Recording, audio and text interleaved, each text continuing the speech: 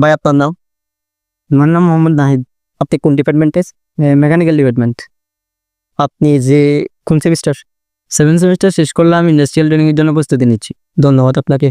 আপনি যে 4টা বছর পাস করছেন, আপনার হয়তো আরেক সেমিস্টার ইন্টার্নশিপ আছে। তো আপনি যে 4টা বছর পাস করতে চলেছেন, আপনি আসলে কি অর্জন করছেন? আসলে 4 বছরের জার্নি কি 4 মিনিটে বলে কি শেষ করা যাইব? কারণ হচ্ছে এখানে ধরেন বন্ধু বান্ধবের সাথে আড্ডা, কলেজে যাওয়া প্রতিদিন সকালে 8টায়, কলেজ শেষ করে বাসায় আসা, কলেজের শেষে আবার আড্ডা দেওয়া, 16 আড্ডা দেওয়া, মিক্সার খাওয়া, এগুলোরে সবচেয়ে বেশি মিস করুম। আড্ডাগুলোরে মিস করুম, কলেজ থেকে বেশি মিস করুম আড্ডাগুলার। আর কলেজের মিস করুম কি ওই ম্যাডামদের শাসন, স্যারদের শাসন, এতটুকুই। আর আমাদের ডিপ্লোমা সেক্টরে অনেক আশা ছিল যে অনেক কিছু শিখবো, অনেক কিছু করব, অনেক স্বপ্ন নিয়ে ভর্তি হয়েছি। দেখি যে না, এখন সেটা হচ্ছে না বা হবে না।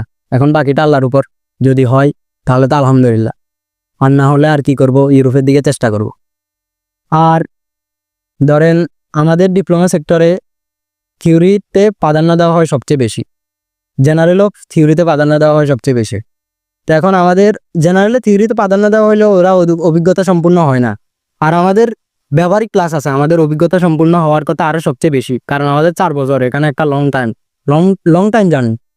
এখন আমাদের এই জিনিসটাতে প্রাধান্য দেওয়া সবচেয়ে, ব্যবহারিক ক্লাস আমাদের প্রাধান্য দেওয়াটা সবচেয়ে অতি জরুরি, মানে সবচেয়ে বেশি এটা সবচেয়ে জরুরি বাস্তবকে। হ্যাঁ, আর দ্বিতীয়ত কথা হচ্ছে গিয়ে আমাদের থিওরিতে প্রাধান্য দেয় সবচেয়ে বেশি। তো থিওরিতে পড়ালেখার টেনশন, তারপরে অ্যাসাইনমেন্টের টেনশন, তারপরে প্রজেক্টের টেনশন, ভাইবার টেনশন, পরীক্ষার টেনশন, মিড টার্মের টেনশন, ফাইনালের টেনশন, এগুলো করতে করতে আমাদের কি ব্যবহারিক ক্লাস, মানে ব্যবহারিকের প্রতি প্রাধান্য দেওয়া বা কম হয়ে যায়, শিখাটা কম হয়ে যায়।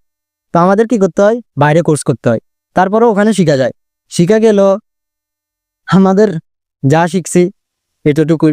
আর দ্বিতীয়ত কথা হচ্ছে কি, আমরা ডিপ্লোমা শেষ করার পরে কেউ ডুয়েটের জন্য অ্যাডমিশন নেবে, কেউ চাকরির জন্য জবের জন্য প্রিপারেশন নেবে, আর কেউ জব প্রিপারেশন নেওয়ার পরে কারখানাতে নেবে, জব নেবে। এখন কারখানাতে কি আপনি কি জব নিলে কি আপনি কি কাজ পারে না, অভিজ্ঞতা সম্পূর্ণ না, ওদেরকে নেবেন কি না? সেটা তো নেবেন না। এখন আপনি কি করতে হবে, অভিজ্ঞতা হইতে হবে, জেনারেল অভিজ্ঞতা হইতে হবে, তারপরে ডিপ্লোমাতে অভিজ্ঞতা হইতে হবে সেম। আর দ্বিতীয়ত হচ্ছে গিয়ে আমাদের এই যে সরকারি কলেজ বিএসসি করার জন্য একটাই কলেজ, ডুয়েট, গাজীপুরে, সেটা। তো এখন 1 লাখ স্টুডেন্ট বের হয়, 1 লাখ স্টুডেন্ট বের হইলে কি 1 লাখ স্টুডেন্ট ওখানে অ্যাডমিশন নেই না?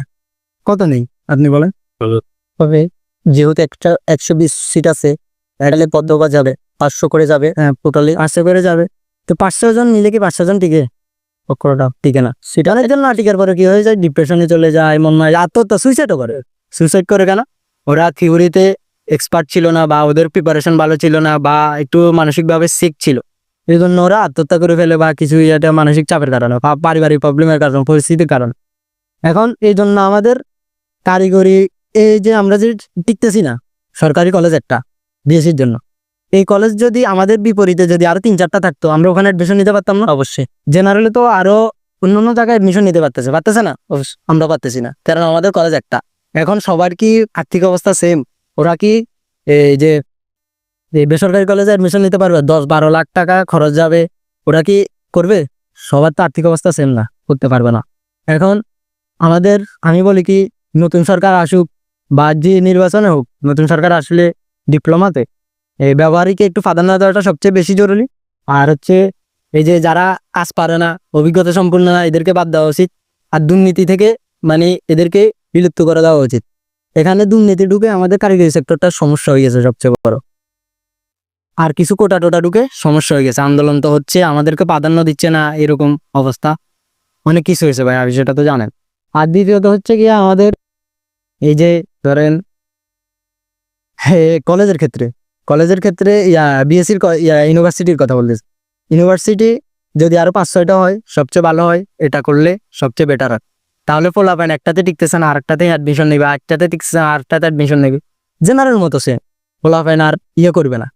পোলাপাইন একটাতে টিকতেছে না, আরেকটাতে করবে, পড়লে পোলাপাইন টিকলে, পোলাপাইন পছন্দ থাকলেও ওখানে টিকছে, পোলাপাইন একটা ভরসা দিতে পারছে যে আমি টিকবো। এখন ভাই যেটা বাস্তব কথা এগুলো বললাম, এখন নিজে কি করবো, নিজের লাইফ নিয়ে নিজেই টেনশনও আছি। দেখা যাক সামনে কি হয়, দেখি আল্লাহ ভরসা, আল্লাহ কি করে। ধন্যবাদ রাখছো। সালাম আলাইকুম।